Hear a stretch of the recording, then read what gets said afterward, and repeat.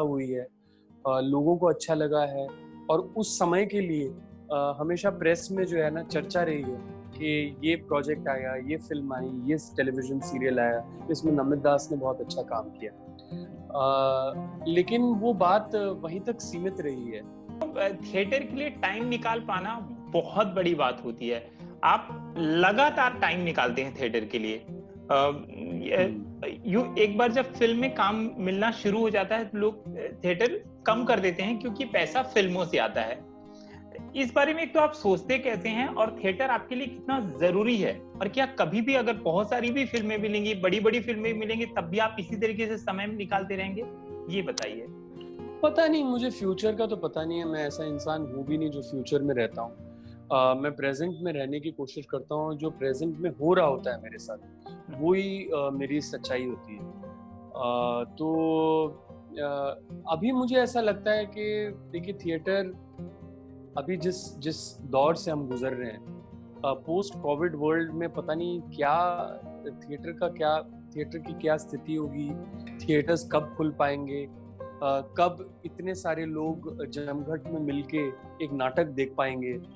ये सारी चीजें, ये सारे सवाल जो हैं मुझे बहुत परेशान करते हैं। पर अगर एक नॉर्मल सिचुएशन के हिसाब से देखूं तो मुझे ऐसा लगता है कि एक थिएटर का एक्टर हमेशा एक थिएटर का एक्टर रहता है कहीं ना कहीं। हालांकि मैंने थिएटर काफी कम कर दिया है, लेकिन ऐसा हुआ है and I am very fortunate that मैं कुछ बहुत ही सक्सेसफुल प्लेस का हिस्सा था। तो अब वो प्लेस इस तरह के हैं कि वो जब उनके जब शोज होते हैं तो मुझे एक शाम को जाना होता है और जाके मुझे परफॉर्म करना होता है। वहाँ पे ज्यादा रिहर्सल रिक्वायर्ड नहीं होती है। तो वो सारे शोज मैं करता रहता हूँ। और बाकी जो नए प्लेस आते हैं वो सारे नए प्लेस मैं ऑब्वियसली कर नहीं पाता, क्योंकि आदमी को वेब शोज भी करने हैं, फिल्में भी करनी है, बहुत सारी चीजें करनी है। लेकिन मैं लकी रहा हूँ थिएटर में कि जितने भी मैंने नाटक किए वो बहुत सक्सेसफुल हुए। तो एक नाटक है स्टोरीज इन अ सॉन्ग, जो अब मतलब ऑलमोस्ट 9 साल हो गए हैं उसको करते हुए। एक है हैमलेट द क्लाउन प्रिंस, रजत कपूर जी के साथ जो मैंने नाटक किया था, उसको 11 साल हो गए हैं करते हुए। तो इस तरह से ये अब थिएटर एक ऐसा जरिया हो गया है कि आप ऑडियंस से तो कनेक्ट करते ही हैं, एक लाइव ऑडियंस से, पर उन दोस्तों से भी कनेक्ट करते हैं जिन लोगों के साथ हमने ये नाटक किया था। So it's very interesting. या तो इसीलिए मुझे लगता है कि मैं कभी छोड़ूंगा तो नहीं, लेकिन पता नहीं नया नाटक कब करूं। नमित, आपको फिल्म इंडस्ट्री में भी काम करते हुए 18 से 20 साल हो गए, 2 दशक आपने पूरे कर लिए, है ना? कैसे देखते हैं? ऐसा लगता नहीं है ऐसा लगता नहीं है, लेकिन हाँ, हो तो गया। तो इसको ऐसा भी कह सकते हैं कि आप बड़े छुपे रुस्तम हैं, मतलब काम करके निकल जाते हैं, जब काम आता है तो दिखते हैं। दूसरी बात ये भी है कि एक एक्टर के लिए एक जो स्टारडम होता है, वो जो पीआर का काम होता है, उसमें कहीं आपको लगता है आपका ड्यू बाकी है? एक इतना काम, इतना बेहतरीन है। बिल्कुल बिल्कुल बिल्कुल, and thank God you brought it up. Thank God आपने ये सवाल पूछा मुझसे। नहीं, आप इतने बेहतरीन एक्टर हैं। आप जब किसी कैरेक्टर में आते हैं तो आपको स्क्रीन पर देखना बहुत अच्छा लगता है, चाहे वो जो भी कैरेक्टर हो, और पता चलता है कि पता नहीं, अब कभी-कभी बॉर्न एक्टर्स होते हैं, आपको कुछ करने की, मुझे लगता है कि आपको कोई मेहनत करने की जरूरत नहीं पड़ती, बड़ी आसानी से ढल जाते हैं। आपको देख के ऐसा लगता है। तो नहीं, मेहनत तो करनी पड़ती है भाई।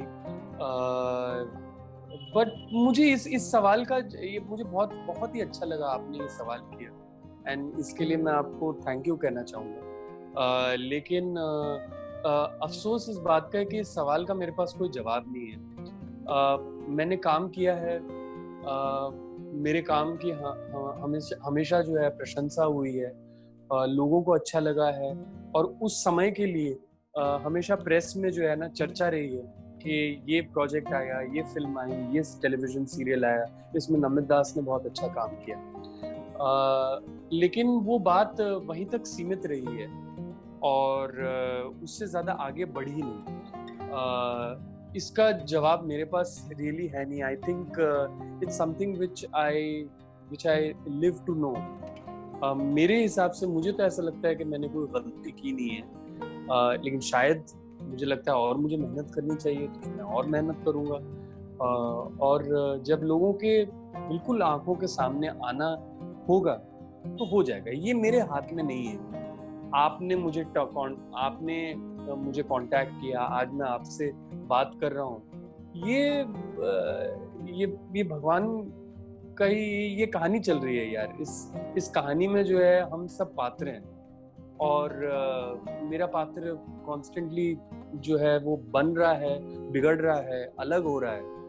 और आगे जैसे जैसे जीवन जीऊंगा तब पता चलेगा कि किस तरह से जर्नलिस्ट, किस तरह से लोग, किस तरह से क्या मेरे ऊपर अटेंशन आता है या नहीं आता है। लेकिन मुझे पता है, मैं गीता को मानता हूँ कि मैं अपना कर्म मैं अपना जो है मैं अपना जो है कर्म करते चलूंगा, और बाकी फल जो मिलता रहेगा वो मेरे हाथ में।